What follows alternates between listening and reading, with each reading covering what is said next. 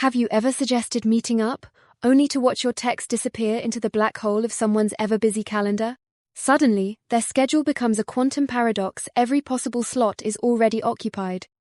Today, we're unpacking what I call the art of avoidance, why making plans with some people feels like negotiating a complex treaty, and why it's so emotionally exhausting. Let me tell you a story. Last year, I tried to set up a simple coffee with an old friend. 3 months, a dozen let me checks, and 0 caffeine later, I realized sometimes it's not about logistics.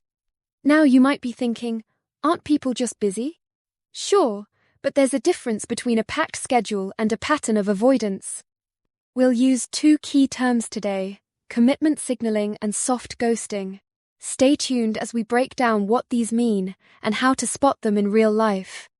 Let's get concrete. What are the telltale signs someone's avoiding you? It's not always what they say, but how often they say it.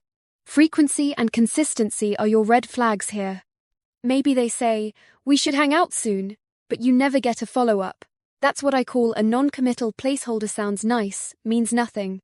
Now, if they're always super busy or something came up, ask yourself, how specific are their reasons? Are they vague, or do they mention a real event? Here's where our technical terms come in. Pattern recognition isn't just for AI, it's for dating too. 1 vague excuse maybe, but a dozen? That's a pattern, not a coincidence.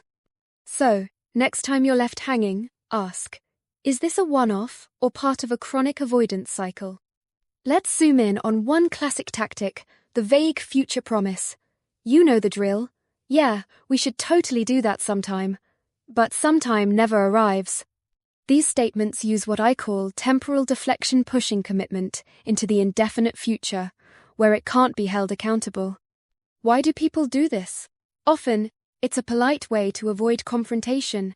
No one wants to say, "Actually, I'm not interested." But here's the conflict. Vague promises keep you in hope limbo. You're left waiting, wondering, and investing emotional energy in someone who's not reciprocating. Resolution? Recognize the pattern, and remember, real interest shows up in real plans, not indefinite sometimes. Now, let's talk about the perpetual busyness phenomenon. Ever met someone whose calendar is booked solid for weeks, months, even? This is what psychologists call availability bias.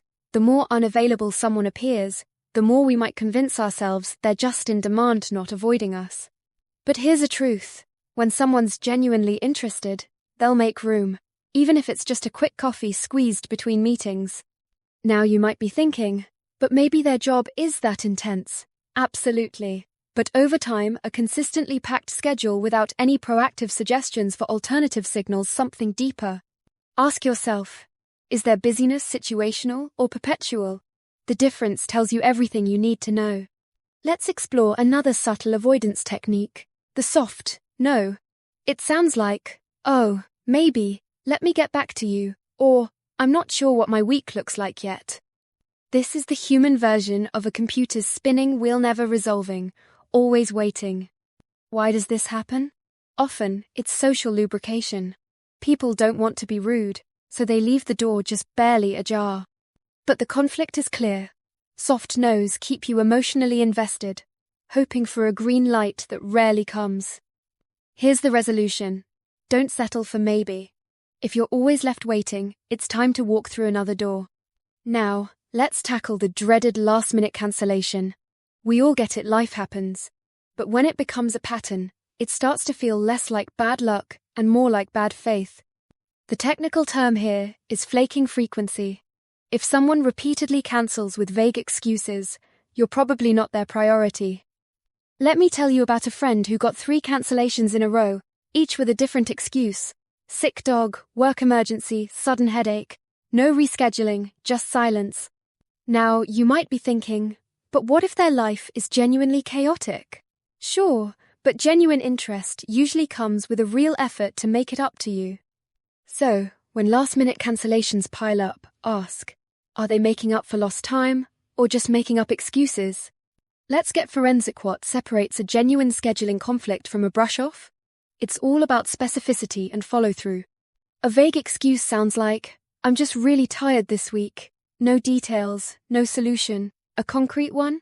I have a family dinner Thursday, but Friday works, are you free?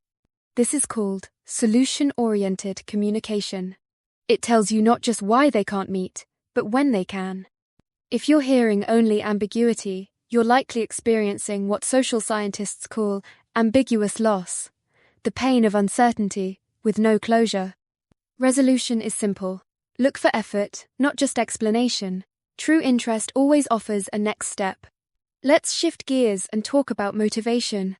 Why do some people dodge plans, while others bend over backwards to see you? It comes down to two factors: interest and investment. Interest is the initial spark, how much they want to spend time with you.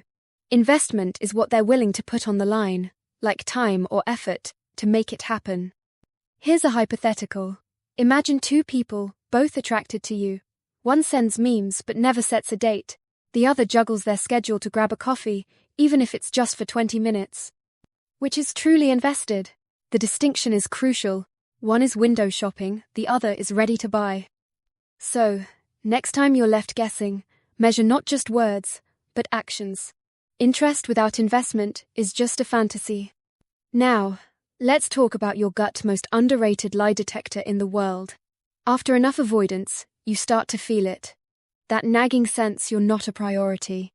This feeling isn't just emotional, it's what psychologists call cognitive dissonance. Your brain knows something's off, even if you can't quite explain it.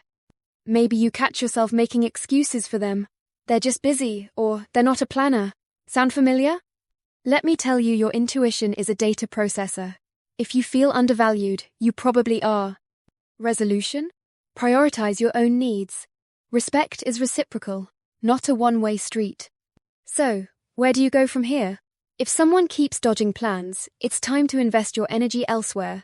Remember, enthusiasm should be mutual, not manufactured. Here's a challenge. Next time you encounter avoidance, don't chase.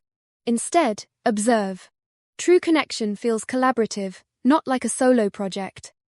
Ask yourself, do I feel seen, heard, and prioritized? If not, redirect your focus to those who reciprocate your effort. Let me leave you with this. Your time is precious.